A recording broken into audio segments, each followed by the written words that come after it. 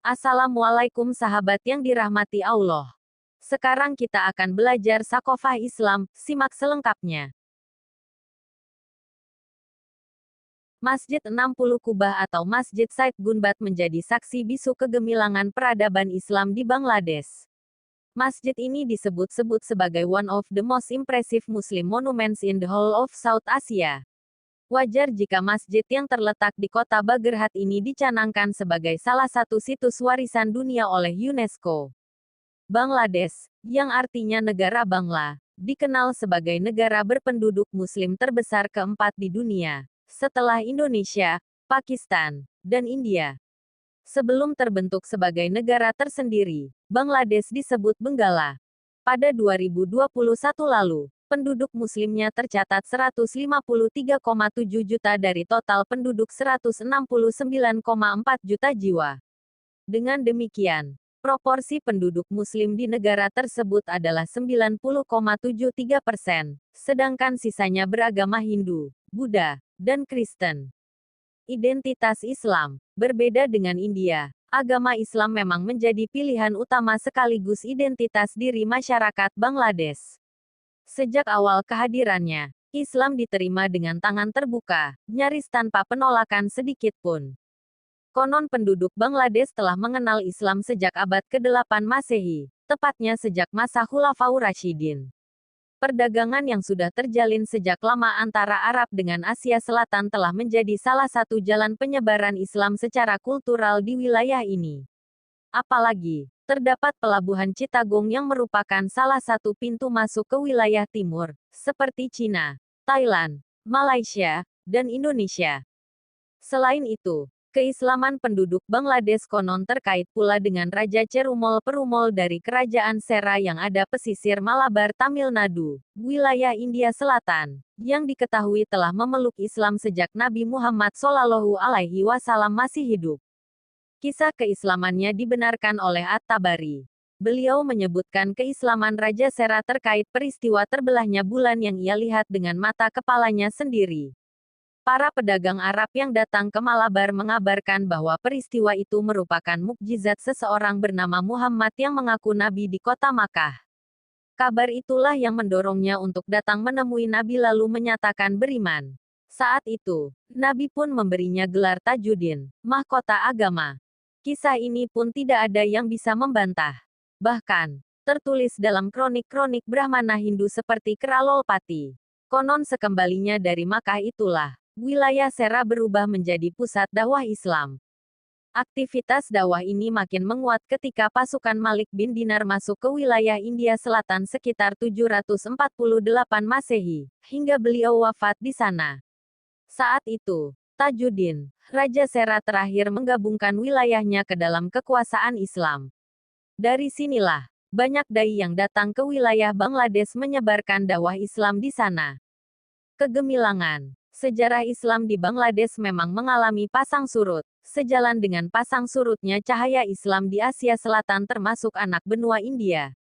Sebelum era penjajahan kaum kafir terjadi di kawasan ini, wilayah Bangladesh dipersatukan oleh sebuah kesultanan di bawah Khilafah Utsmani, tahun 1299 sampai tahun 1922, bersama wilayah-wilayah lainnya di dunia. Kesultanan yang paling kuat di wilayah anak benua India ini bernama Kesultanan Mughal, tahun 1526 sampai tahun 1858, yang didirikan Panglima Perang asal Uzbekistan, Zaharuddin Muhammad Babur, cucu dari Timor Leng, sekaligus keturunan penguasa Mongolia, Genghis Khan. Ia berhasil merebut kekuasaan dari Sultan Delhi, Ibrahim Lodi yang kala itu kondisinya sudah melemah. Pada era kekuasaan cucu Babur atau anak Nasiruddin Humayun bernama Jalaluddin Akbar, Akbar Khan, tahun 1556 sampai tahun 1605 Masehi, wilayah kekuasaan Mughal tidak hanya meliputi India saat ini, tetapi juga meliputi wilayah Afghanistan, lembah Indus di Himalaya, Balochistan, Pakistan, Kashmir, dataran tinggi Deccan, Sri Lanka, Myanmar, Nepal, dan Bangladesh. Kemudian kejayaan ini dilanjutkan oleh penerus Akbar, yakni Jahangir, Nuruddin Muhammad Salim, tahun 1605 sampai tahun 1628 Masehi, dan Shah Jahan, Sahabuddin Muhammad Khurram, tahun 1628 sampai tahun 1658 Masehi, dan Aurangzeb, tahun 1658 sampai tahun 1707 Masehi. Sayangnya pada akhir kekuasaan Aurangzeb ini, Kesultanan Mughal mengalami kemunduran. Selain akibat konflik internal yang merasuk sejak lama, kondisi ini juga dipicu berbagai upaya kafir barat yang ingin menggoyah kekuatan umat Islam dan menjadikannya sebagai target penjajahan. Di bawah kaki penjajah, seperti diketahui, sejak abad ke-15, para pedagang Eropa, khususnya Inggris, sudah banyak berdatangan ke kawasan anak benua India, termasuk ke wilayah Benggala. Namun, pengaruh Inggris makin kuat terutama ketika perusahaan dagangnya, yaitu English East India Company, EIC, yang selanjutnya disebut United EIC, diberi hak konsesi oleh Sultan Akbar untuk membuka kantor mereka di Surat, Bombay, dan Ahmadabad. Sejak itulah, migrasi pedagang Inggris makin masif. Sampai-sampai pada 1784, Parlemen Inggris memperluas kewenangan EIC, yakni tidak lagi sekadar menjalankan kegiatan dagang, tetapi juga melaksanakan kepentingan pemerintahan kolonial Inggris di India.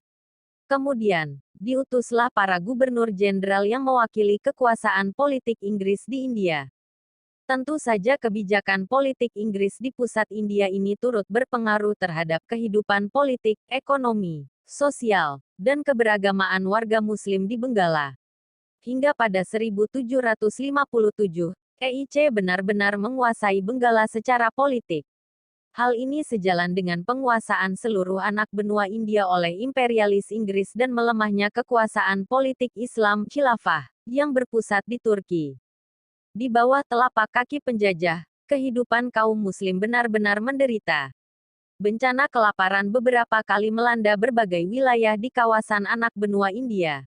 Bahkan pada 1943, Benggala dilanda kelaparan yang menewaskan 3 juta orang sehingga pemberontakan demi pemberontakan pun berkobar di mana-mana. Untuk melemahkan kekuatan perlawanan kaum Muslim, Inggris pun berusaha memecah belah wilayah ini, yang kemudian disebut India British berdasar religiusitas. Ada India yang Hindu, Benggala Barat, kelak menjadi Pakistan, yang Islam, dan Benggala Timur, kelak menjadi Bangladesh, yang juga Islam. Antara Benggala Barat dan Timur terpisah oleh teritori India yang dominan beragama Hindu. Kondisi tersebut membuat wilayah ini sangat rawan konflik karena isu agama. Perang antara ketiga pihak pun terjadi berkali-kali sejak semuanya menjadi wilayah penjajahan Inggris.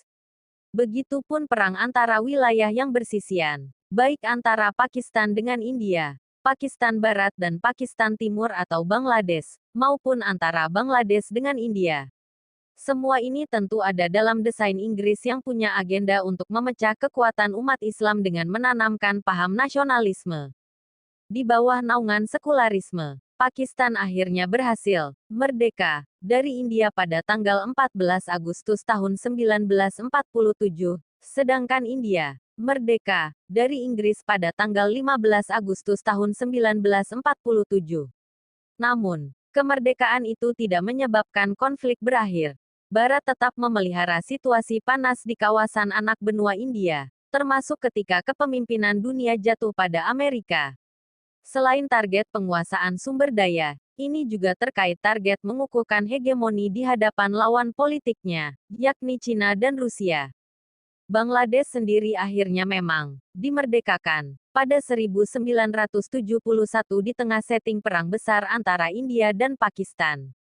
Namun, kemerdekaan ini tidak lantas membuat Bangladesh mampu keluar dari problem politik, ekonomi dan sosial. Pengadopsian sistem sekularisme dalam kepemimpinan menjadi biang problem yang muncul tidak berkesudahan. Hingga saat ini, Bangladesh tidak terhitung sebagai negara yang punya pengaruh di kancah internasional. Secara ekonomi pun bisa dikatakan rentan. Pada 2022, bahkan terancam bangkrut karena utang, seperti Sri Lanka. Bahkan tahun ini, kondisi lebih buruk lagi. Inflasi sangat tinggi, krisis energi, perdagangan defisit hingga makroekonominya melemah. Dalam konteks sosial, kerusakan moral pun merajalela. Baru-baru ini, negara yang dipimpin presiden perempuan tersebut melegalkan berdirinya madrasah bagi 1,5 juta pelaku seks menyimpang.